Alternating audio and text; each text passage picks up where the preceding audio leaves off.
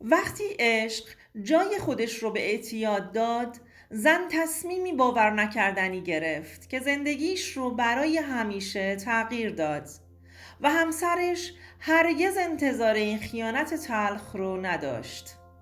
سلام دوستان، به کانال سایه های خیانت خوش اومدید. اینجا جاییه که داستانهای واقعی و الهام بخش خیانت رو با هم بررسی میکنیم. اگر از محتوامون خوشتون اومد، حتما دکمه سابسکرایب رو بزنید تا هیچ کدوم از ویدیوها رو از دست ندید. همچنین خیلی دوست دارم بدونم شما از کدوم کشور و شهر هستید. لطفاً تو کامنت ها برام بنویسید. بریم با هم این داستان زیبا رو مرور کنیم و از تجربیاتش پند بگیریم. مهران هستم. ما 4 تا برادر بودیم. من برادر دوم بودم و از برادر بزرگترم خیلی حرف شنوی داشتم. همه جا و در همه حال پشتم بود و هوامو داشت. درسته گاهی اوقات از کاراش بدم می اومد. چون همش دوست داشت حرفش روی ما 3 تا داداش باشه و حرفش رو گوش کنیم. مادرم همیشه بهمون میگفت به حرف برادر بزرگترتون گوش کنید و بهش احترام بذارید. داداشم ازم 6 سال بزرگتر بود، ولی ما در فاصله 3 سال و 2 سال تفاوت سنی داشتیم. خلاصه این که پدر و مادرم تو همه کارها با داداشم مشورت میکردند. آخه انسان منطقی بود و احساسات روی تصمیمهاش تأثیری نداشت. من دوست داشتم مثل داداشم باشم، ولی هر چقدر سعی می کردم نمی شد. هر کدوم از ما که دبیرستان رو تموم می کردیم با اشتیاق وارد دانشگاه می شدیم و هر کدوم طبق علایق شخصیمون رشته مورد نظرمون رو قبول می شدیم. من کامپیوتر دوست داشتم و همون رشته‌ام قبول شدم. ترم 3 دانشگاه بودم که عاشق دختری به اسم ندا شدم. ندا هم رشته من بود. بعد از اینکه بهش پیشنهاد دوستی دادم، اونم قبول کرد و خلاصه چند وقت با هم دوست بودیم. بعد از اتمام دانشگاه تصمیم گرفتیم که با هم ازدواج کنیم. این بود که این مسئله رو با خانواده هامون در میون گذاشتیم. خانواده من که موافق بودند و میگفتند خوبه، هم رشته‌ای هم هستید.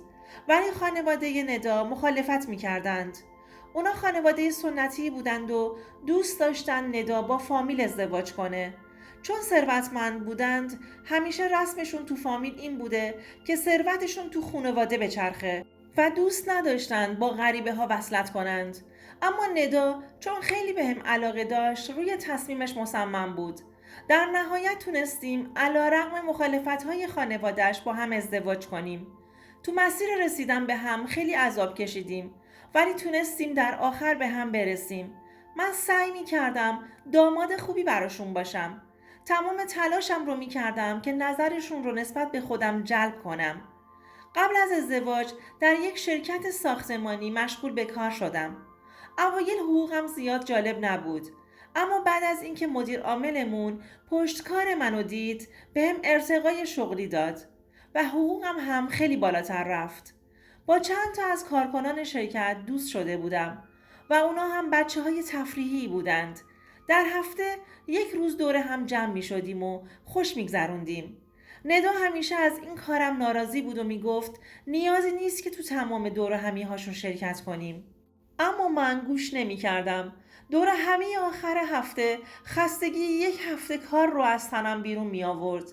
همیشه مشروب توی دور همی هامون به راه بود و چون ندا از خانواده سنتی و متعصبی بود، آخر مهمونی وقتی به خونه برمیگشتیم کلی با هم سر خوردن مشروب دعوا داشتیم. کم کم تعدادمون توی دور همی ها زیاد شد و نفرات جدیدی به جمعمون پیوستند. اونا مواد هم می زدند. یه بار که یه گوشه نشسته بودم، یکی از همون بچه ها صدام کرد و گفت که 1 بار بیا با ما بشین، با 1 بار کشیدن اتفاقی برات نمیافته. بیای خودت متوجه میشی که چقدر سبک میشی. اوایل قبول نمی کردم و براشون بهانه می آوردم. اما بعدش متوجه نشدم که چی شد باهاشون نشستم. از همون شب به بعد زندگیم زیر و رو شد. با تمام بحث های من و ندا نتونستم که مواد رو کنار بذارم و بهش هر روز وابسته و وابسته تر شدم. طوری که اگر نبود نمیتونستم زندگی کنم. ندا همه چی رو با گریه برای برادر بزرگترم تعریف کرد و اونم کلی به هم حرف زد که چرا این کار رو با خودم کردم و زندگیم رو به نابودی کشوندم. اما اگر خودمم میخواستم که ترک کنم دیگه نمیتونستم. برادرم به اصرار منو برد کم که ترک کنم. از شرکت به خاطر وضعیتم اخراج شده بودم و کاری هم نداشتم. ندا هرچی سرمایه داشتیم رو کم کم خرج خونه می کرد. زندگیمون داشت به نابودی کشیده می شد. اما بعد از چند وقت که از کمپ بیرون اومدم و پاک شدم دوباره طولی نکشید که سمت مواد کشیده شدم. ندا از من خسته شده بود و هر بار از خانوادهش به خاطر انتخابش تحقیر می شد. من واقعا دست خودم نبود. ناراحت بودم ولی انگار بهش عادت کرده بودم. انگار دلیل زندگیم شده بود مواد کشیدن. ما دیگه چیزی نداشتیم که خرج خونه کنیم و خانواده ندا هم پولی بهش نمیدادند. همش میگفتند که ازم طلاق بگیره. ولی ندا امید داشت که من خوب بشم و میگفت که ما به راحتی به هم نرسیدیم که به همین راحتی از هم جدا بشیم. ولی شب و روزش شده بود گریه.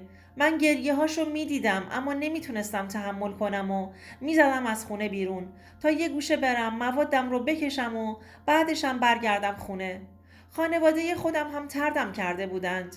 این مادرم بود که فقط می اومد و یواشکی منو میدید و کلی گریه میکرد و یه مقدار برام وسیله می آورد و به ندا هم پول تو جیبی میداد و میرفت. اونم بدون اینکه پدرم و برادرام متوجه بشن.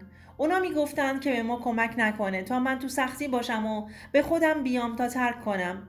اما مادرم دلش طاقت نمی آورد و یواشکی به همون سر میزد. کم کم دیدم ندا دیگه گریه و ناراحتی نمیکنه.